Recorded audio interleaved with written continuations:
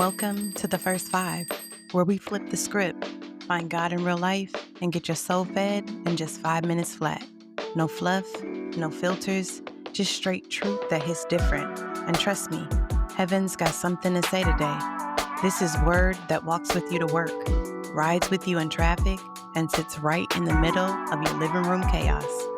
So whether you're sipping coffee, scrolling before the kids wake up, or just trying to get your mind right for the day, lock in. 5 minutes, one word, all fire. Let's flow. Good morning, family. It's Testimony Tuesday, and today we are slowing down, not because there's nothing to do, but because some of us have been doing everything except sitting with God, because life will keep pulling on you. Responsibilities, deadlines, people, notifications, expectations. And if you're not careful, you can spend so much time working for God that you forget how to simply be with Him. But today, God is inviting you back to His feet. So let's get into it. This is your First Five. 5 minutes, one word, let's flow. So listen, you ever sat down to rest for 5 minutes and somehow ended up scrolling your phone for 2 hours? Now your eyes are dry, your neck is hurting, and somehow you watched 3 sermons, a cooking video, a relationship podcast, 2 conspiracy theories, and somebody renovating a van in the mountains? And after all that, you still don't feel rested. That's life sometimes spiritually, busy, distracted, consuming everything, but still internally exhausted. Because activity is not the same thing as intimacy. And somewhere between the noise, pressure, schedules, and distractions, a lot of us forgot how to simply sit in the presence of God.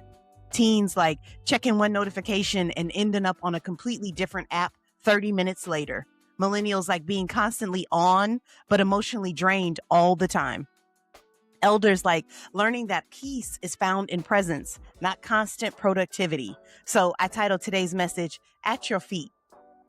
Luke 10 says Martha was distracted with much serving, while Mary sat at Jesus' feet, listening to him. And Jesus says, Martha, Martha, you are worried and distracted by many things, but one thing is necessary. This story happens in the home of Martha and Mary.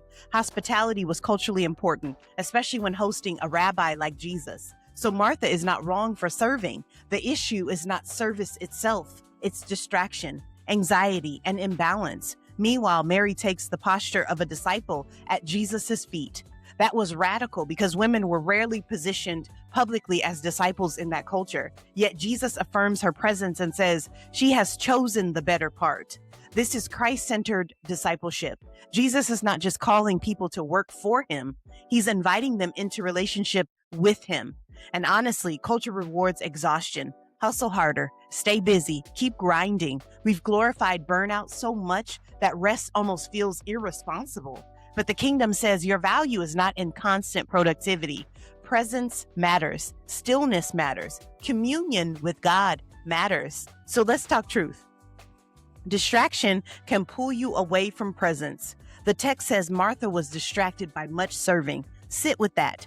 The word distracted literally carries the idea of being pulled apart in different directions. Martha loved Jesus. She wanted to honor Jesus, but even good things became overwhelming because they disconnected her from his presence. Let's ground that. Psalm 46:10 says, "Be still and know that I am God."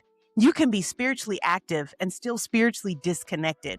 It's like trying to charge your phone while constantly unplugging it. You wonder why the battery keeps dying, but you never stay connected long enough to recharge. The enemy doesn't always destroy people through evil, sometimes through endless distraction. Protect your attention. Your soul needs moments at the feet of Jesus. And my second point, culture celebrates hustle, but Jesus celebrates presence. Martha is anxious, rushing, irritated, overwhelmed, and honestly, that sounds like modern life. Always multitasking, always available, always exhausted. But lean into this. In Matthew 11:28, Jesus says, "Come to me, all who are weary and burdened, and I will give you rest." Culture teaches us to measure worth by output. Jesus measures transformation by connection. It's like being on a treadmill. You're moving constantly, sweating constantly, tired constantly, but still not actually going anywhere. Some of us don't need more activity. We need more intimacy with God. Stop confusing busyness with purpose. Sometimes the holiest thing you can do is slow down and listen. And lastly, sitting at Jesus' feet changes you. Mary sits at his feet listening. Let's ground that. Romans 12:2 says, "Be transformed by the renewing of your mind." Transformation happens in proximity to Jesus, not just hearing sermons, not just posting scriptures, not just attending church, but sitting with him. Presence produces transformation. It's like sitting in sunlight. You don't notice the change immediately, but over time, the exposure changes you. Teens, you don't have to perform to matter to God. Millennials, your rest is spiritual too. Elders, your years with God prove his presence sustains you. At the feet of Jesus, you stop striving for identity and start receiving it. What in your life has been distracting you from the presence of God? And what would change if you intentionally created space to sit at the feet of Jesus again? And our prayer for today, Lord, slow my heart and steady my mind. Help me not to be consumed by distraction, anxiety, and endless pressure. Teach me to choose presence over performance and intimacy over exhaustion. Draw me back to your feet and renew my soul. In Jesus' name, amen. Today, take 5 uninterrupted minutes. No phone, no scrolling, no multitasking, and simply sit with God in silence. Well, there you have it. That was your first 5. Now go live it. 5 minutes, 1 word, all fire. And don't forget to like, share, and subscribe. And remember, you don't have to carry everything alone. Sometimes the most powerful place you can be is simply at his feet. I'll see you back here in the morning.